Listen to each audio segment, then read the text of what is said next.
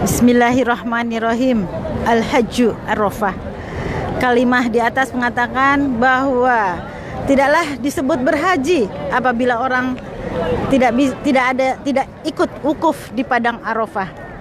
Dan di belakang saya adalah Bukit Arafah atau Jabar Rahmah, gunung berkasih sayang.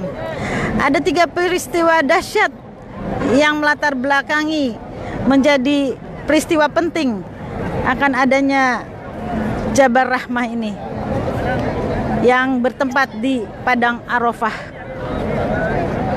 Yang pertama adalah peristiwa bertemunya ibunda kita dan ayahanda kita semua atau datuk dan nenek kita, Nabi Adam alaihissalam dan Siti Hawa di padang Arafah setelah 300 tahun berpisah.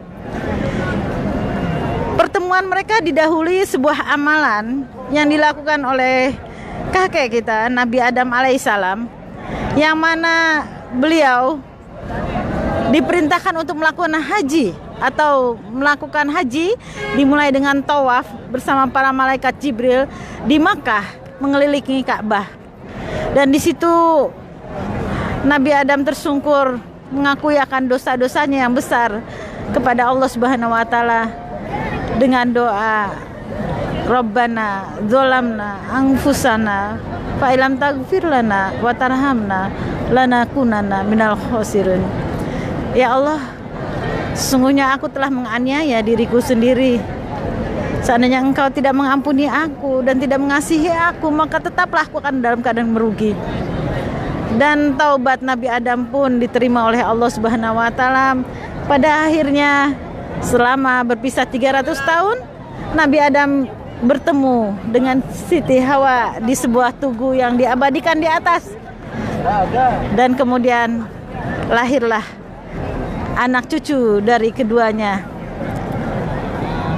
Rabbana hablana min azwajina wa zurriyatina qurrata ayun waj'alna lil muttaqina imama. Itulah doa yang senantiasa kita panjatkan anak keturunan Nabi Adam alaihissalam menjadi anak-anak yang beriman dan bertakwa dan menjadi penyejuk hati. Peristiwa yang kedua adalah peristiwa Nabi Ibrahim yang pada saat itu diperintahkan untuk menyembelih anaknya Nabi Ismail. Dan kemudian peristiwa itu diganggu oleh syaitan. Berkali-kali diganggu oleh syaitan sehingga namun Nabi Ibrahim tidak bergeming. Demikian juga Nabi Ismail tidak bergeming akan gangguan setan tersebut. Dan pada akhirnya setan mengganggu istrinya, Siti Hajar. Wahai Siti Hajar, mengapa engkau biarkan anakmu akan disembelih oleh Ibrahim, padahal engkau telah memperjuangkan sedemikian rupa, ditinggal di padang tandus, dan kemudian sekarang setelah Ibrahim datang akan menyembelih anakmu. Bagaimana mungkin itu? Dan akhirnya Siti Hajar melempar setan tersebut sampai dengan 3 kali dengan batu. Dan peristiwa itu diabadikan menjadi lempar jumroh di Jamarot yang letaknya tidak jauh daripada padang Arafah ini. Dan peristiwa yang ketiga adalah peristiwa paripurnanya tugas Rasulullah dalam menyampaikan wahyu-wahyu Allah yang ditutup dengan Al-yauma akmaltu lakum dinakum wa atmamtu wa raditu lakum Islam dinan. Sesungguhnya telah aku cukupkan nikmatku kepadamu dan aku ridhoi Islam menjadi agamamu. Demikian kira-kira. Dan pada saat itu semua orang bergembira, telah selesai wahyu dari Allah Subhanahu wa taala dan telah disempurnakan Islam sebagai agama yang diridhoi oleh Allah Subhanahu wa taala. Namun sahabat Rasulullah Abu Bakar dan Umar bin Khattab tidak demikian halnya.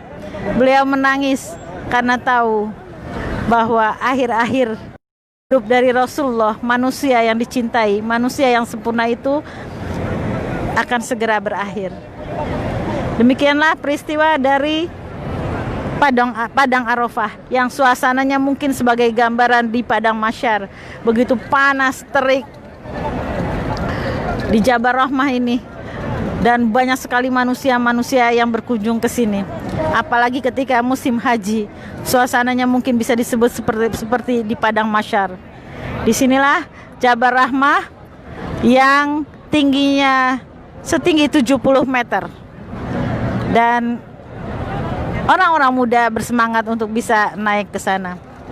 Dari Bukit Jabal Rahmah saya melaporkan dan berdoa semoga semua yang melihat vlog ini diperkenankan atau dipanggil oleh Allah Subhanahu wa taala dengan segala kemudahannya untuk bisa berkunjung ke tanah suci Mekah Mukarramah bersama anak cucu beserta keluarga. Tidak sekali tapi berkali-kali biiznillah. Saya bersama Ustadz Nuruddin sebagai kameramen. Assalamualaikum warahmatullahi wabarakatuh.